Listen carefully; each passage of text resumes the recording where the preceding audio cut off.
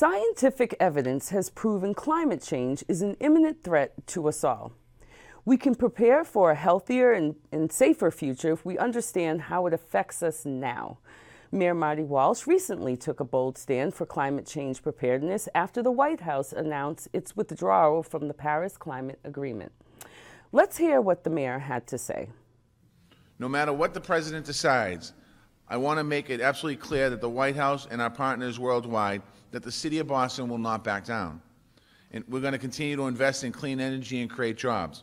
We're going to continue to make sure our air and water is cleaner for our residents. And we're going to make sure that our city and our country continues to do what it can to make it more secure. We will honor these responsibilities to our children and to our planet, and we will do what is right. That's who we are in this city. Austin Blackmon, Chief of Environment, Energy, and Open Space, is here to help us all understand how climate change affects quality of life. Chief Blackmon oversees policy and programs on energy, climate change, sustainability, building safety, historic preservation, and open space, including climate-ready Boston. Thank you so much, Chief Austin Blackmon, for being here with us today. First, let's talk about your role as Chief Environment, Energy, and Open Space. What are your responsibilities? What does that mean? Right, so I'm responsible for 3 departments at City Hall: Parks and Recreation, Inspectional Services, and the Environment Department, where we do a lot of our work on climate change, energy policy, and as you mentioned, Historic Preservation and Conservation Commission, which is protecting the wetlands in the city of Boston.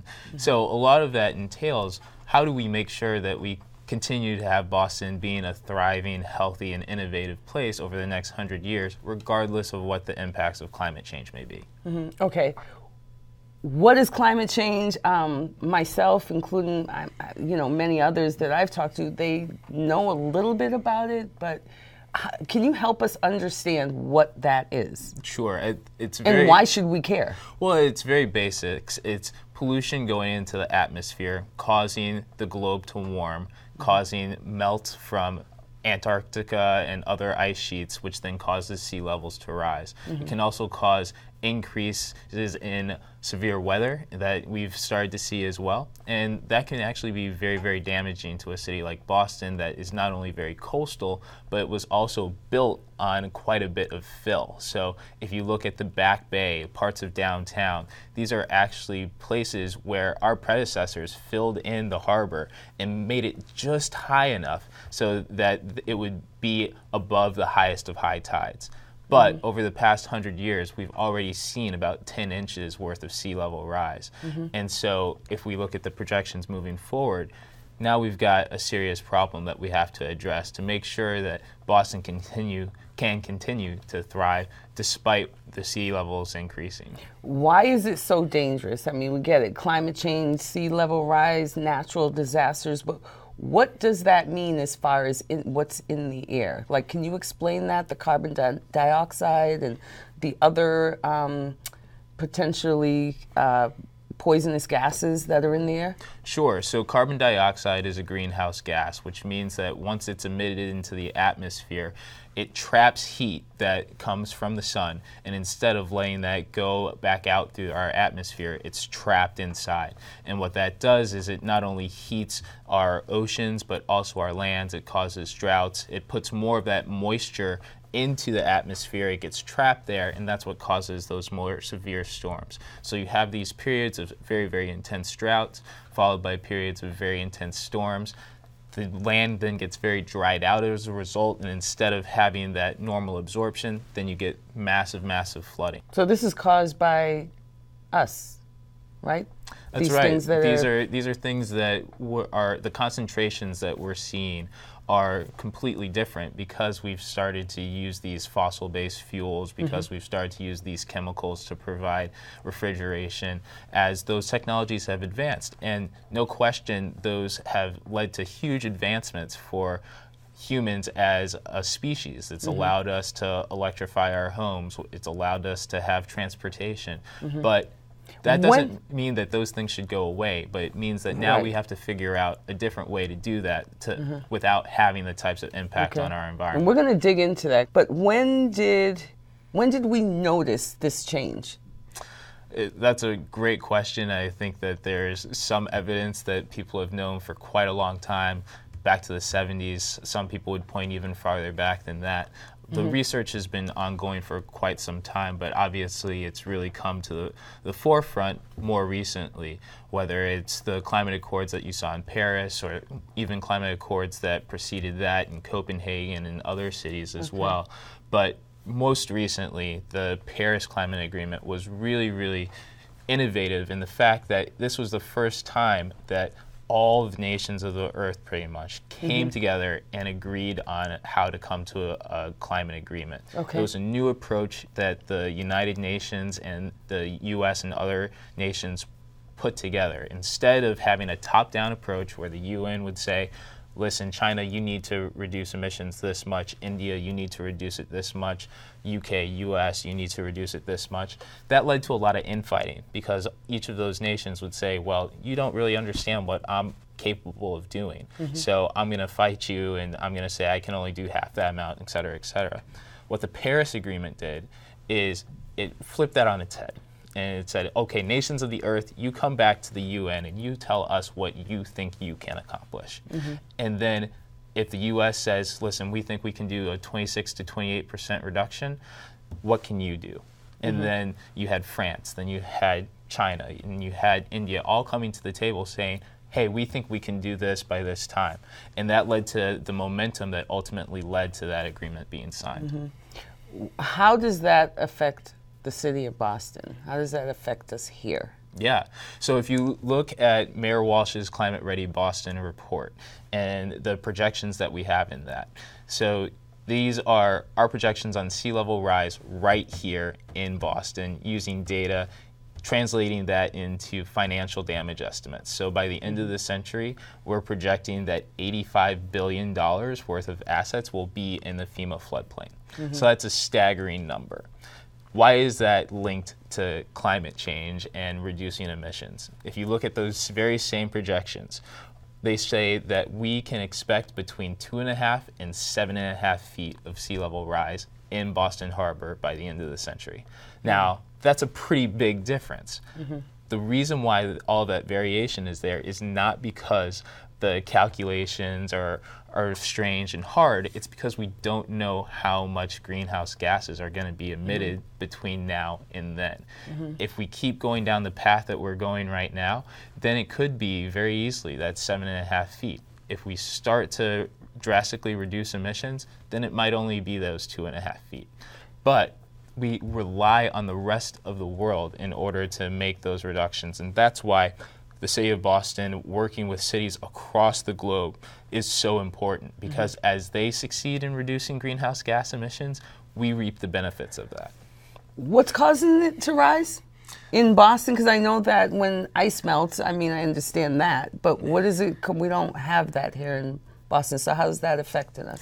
So again, it comes back to that sea level rise. So as we emit these greenhouse gases, whether they're in China, whether they're in India, whether they're in the UK, France, or otherwise, they get spread out across the globe and they trap heat globally. And that then leads to these ice sheets melting, going into the ocean and raising the sea level. Okay, got it. Okay. So there's about 40 or more cities that are participating in the climate leadership group. You want to talk about a little bit more about that? Yeah, so this is an organization called C40 Climate Cities. Mayor Walsh is one of the members of the steering committee of this organization. He's a vice chair. And this is a group of the largest cities on the planet and the most innovative cities on the planet that are working on climate change. And so whether that's trying to influence the G20 nations through an op-ed or just getting together and having myself and my peers talk about ways that we can work together to reduce greenhouse gas emissions, to improve our cities, to protect them from the impacts of sea level rise or urban heat island impact, which is another consequence of climate change. We get together and make sure that we coordinate globally to help each other as much as we can. So how are you, and the mayor and other stakeholders, how are you trying to reduce gas emissions here in the city of Boston?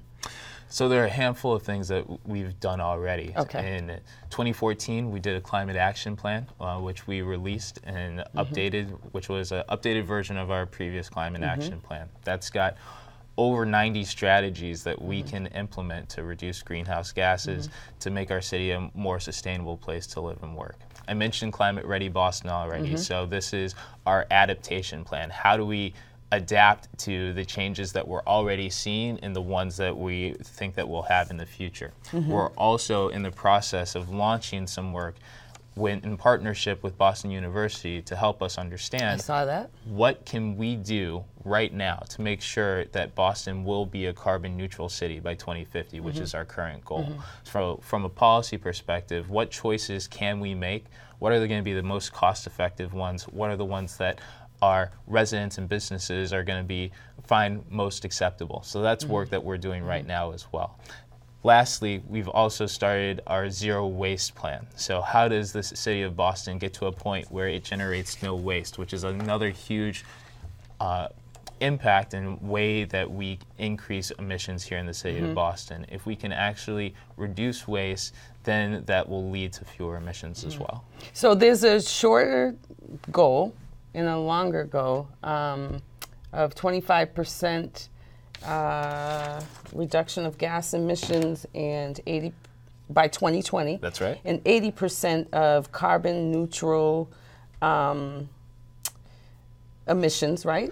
Am I saying that right? By 2050? By 2050, our previous goal was to reduce greenhouse gas emissions by 80%. And we actually increased that to be completely carbon neutral, so 100% reduction by 2050. And so that's the work that we're really endeavoring on right now. Boston seems to be the first of many things. How is Boston the first as far as climate ready and renew Boston? Yeah, we certainly are an innovator. We are lucky to be joined by a handful of other cities around the globe that have that carbon neutral goal. So we're a part of another group or organization called the Carbon Neutral Cities Alliance. And again, this is the most innovative cities that have put a stake in the ground saying we will be carbon neutral by 2050. And so we have certainly innovated by being one of the first cities to have a climate action plan, which we've already updated at this point. We are certainly an innovative city by doing this full adaptation analysis, understanding where Boston is most vulnerable to the challenges of sea level rise. And by kicking off our zero waste plan, we are taking steps that many other cities have taken already to really reduce the impact of their economy on the environment. So what is your role in making the new building developments more energy efficient? So as projects are reviewed by the Boston Planning Development Agency, particularly the largest projects in the city of Boston, they're also concurrently reviewed by a group that works in the Environment Department. So they have to demonstrate, for instance, that the buildings could be LEED certifiable. And we go through a process with the developers to point out ways that they could make the buildings more energy efficient, how they could get additional LEED points, make the building more sustainable, improve air quality in them for the people that are going to be inside on a day-to-day basis. And that's just one of the things that we do to try and make our building stock a little bit more sustainable in the city of Boston. There's also a building energy reporting and disclosure ordinance. Talk to us about that and how buildings affect us here. Yeah, so the Building Energy Reporting and Disclosure Ordinance, that's a mouthful, so I'll just call it BERDO. That's why I tongue twisted. What is it called? I'll call it BERDO. Oh, okay. All right, I like that. And this is an ordinance that requires the largest buildings in the city of Boston to report their energy use and also some basic information on the building as well. So it helps us understand how much energy is this using per square foot, regardless of whether it's heated by electricity, natural gas, steam, or otherwise. And what that helps us do is understand what are the most efficient buildings in the city of Boston and which are the least efficient. So if you look at all of the greenhouse gases that are emitted from the city of Boston, about 50% of them come from large buildings. And so if you can look at the large buildings that are the most inefficient, then you can really target your resources. You can go to that building owner and you can say, listen, we think that we can save you quite a bit of money, and at the same time, you can help the city of Boston out if you take a couple steps to make your building more energy efficient. And so that's really the goal of the BERDA. Is that something that they, obviously it's mandatory, right, because it's an ordinance, so That's they right. have to comply with it. So what if they don't comply? What if they have, an extreme amount of emissions that are poisoning the atmosphere in Boston? Like, what happens? Well, their compliance is really just reporting the information. Okay. After they've reported for 5 years, they do have to demonstrate that they've either done an audit of their building or a 15% reduction in their emissions.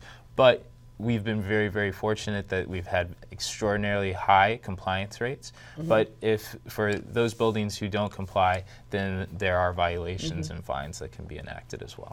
Thank you. Greenovate Boston. What's that about? I see that it helps create jobs, improve quality of life.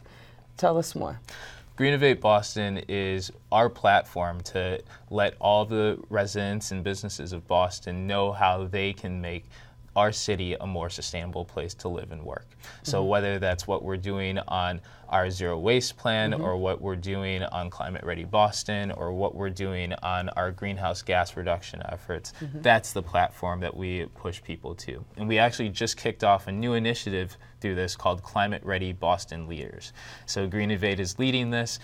What that is it's a program that will take the presentation that I give on Climate Ready Boston and put it into a format that anyone can go out and give that presentation. So instead of your friendly bureaucrat going to a community meeting and talking about sea level rise, we're training friends and family to go train and talk to their friends and family about how sea level rise and climate change can have a serious consequence here in the city of Boston. How do you get people interested to, one, understand how climate change is affecting us and to actually participate? Because it doesn't look like an easy task to me. Yeah, we've been really fortunate. Okay. So to be completely honest, we thought that we were going to have some challenges getting enough people to apply to this program, and we've really been overwhelmed by the number of people who have been interested. All right. And we want to make sure that we have this first round of these applications that come in. So the process is people apply, and they'll give us a plan and saying, hey, I would love to give this presentation to my house of worship. I would love to give this presentation to my community group. I would love to give this presentation to 30 of my friends at a dinner party that I'm going to be holding. And they write this application, and we can give them a grant of up to $200, so whether that's for childcare for that presentation, maybe a little bit of food, whatever it is to make it easier for that presentation to be given and to actually be absorbed.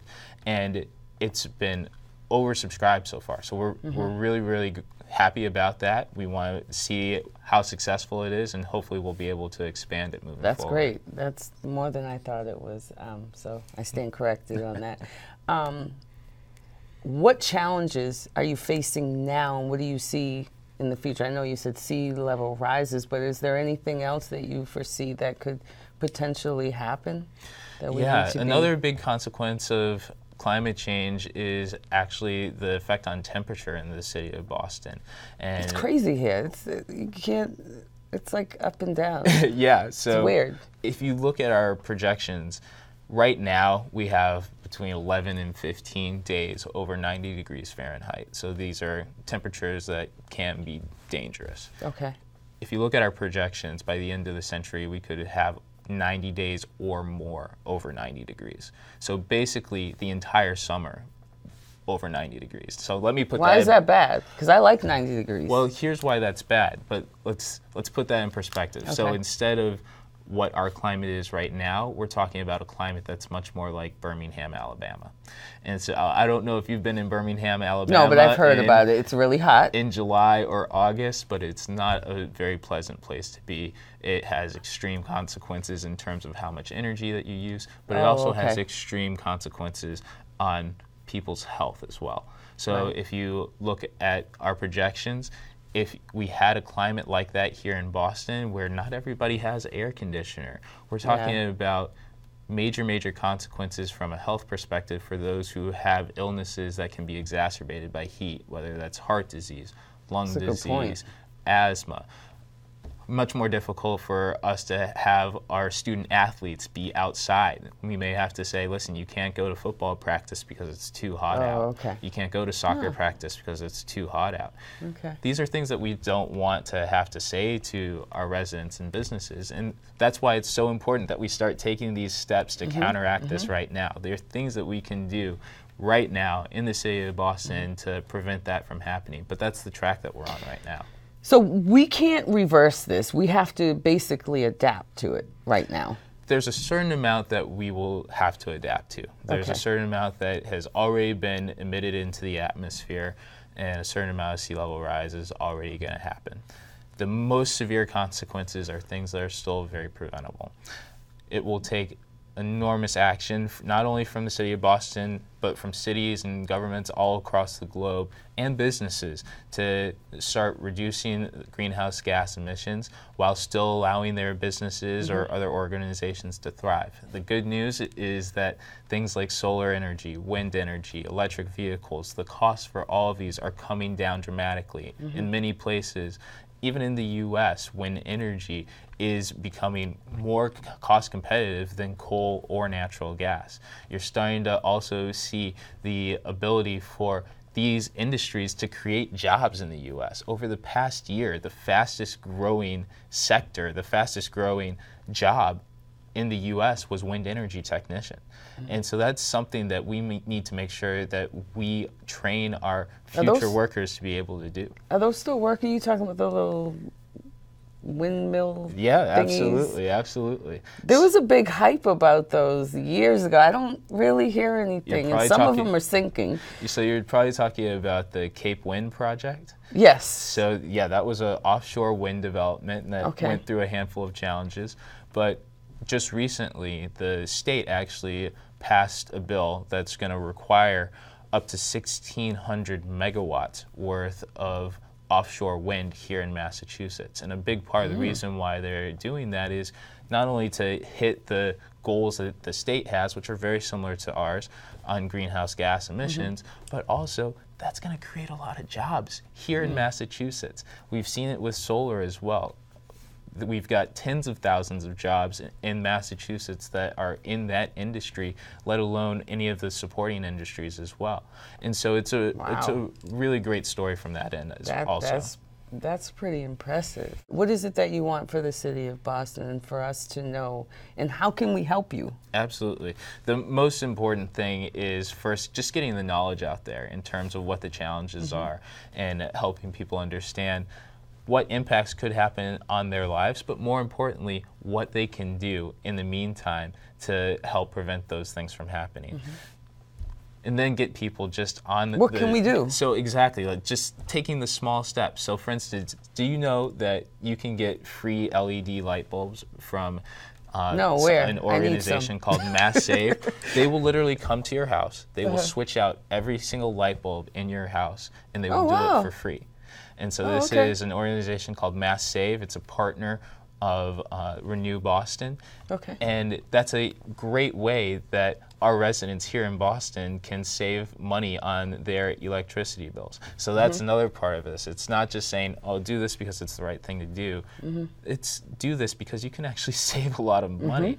I replaced all the light bulbs in my parents' house. They're already saving between 10 and 20% each month just on their electricity. After that, you can even take some other small steps, whether that's just adjusting your thermostat a couple degrees. That can have a huge impact on your bills as well. Making sure that you adjust your thermostat when you leave the house, when you come back. those can have big consequences in terms of how much energy we use, but can have big consequences on your own personal electric or natural gas bill also. And as part of some of those audits that we were talking about, they might identify some other things that could make your house more energy efficient. So whether that's doing insulation, whether that's replacing a boiler, and some of these incentives that are available through Mass Save are up to 90%. So it's things that you can do for relatively small dollars that can have a big impact. And then instead of taking a car to work, maybe try taking public transportation. If you already take public transportation, that's maybe helpful. That's big. Maybe try taking a bike. That doesn't mean you have to go buy a bike. You can maybe try our bike sharing system, Hubway, which we're continuing to expand, or even try walking to work if you can. These are a couple things that you can do to hopefully reduce your impact on the environment. That's excellent. This is such great information. Hopefully, well, no, it's not hopefully. They understand what you're saying. I think you broke it down very, very well. Mr. Blackmon, Chief Blackmon, thank you so much for visiting. Hopefully you can come back. That would be wonderful. We'd love to come back and update us on everything that's going on. Sounds great. All right. Thank you. Thank you. If we all take responsibility to understand climate change and how it actually affects us, we then have the opportunity to make corrective change for a better tomorrow. Greenovate Boston is the city's community-wide initiative to engage all Bostonians in helping the city meet its climate and sustainability goals, while continuing to make Boston a thriving, healthy, and innovative city. Visit us at greenovateboston.org and on Facebook at Green Boston and Twitter at GreenovateBoss. If you would like further information about what we discussed, please visit boston.gov. Thank you for watching the Commissioner's Corner. I'm Najya Mawasi.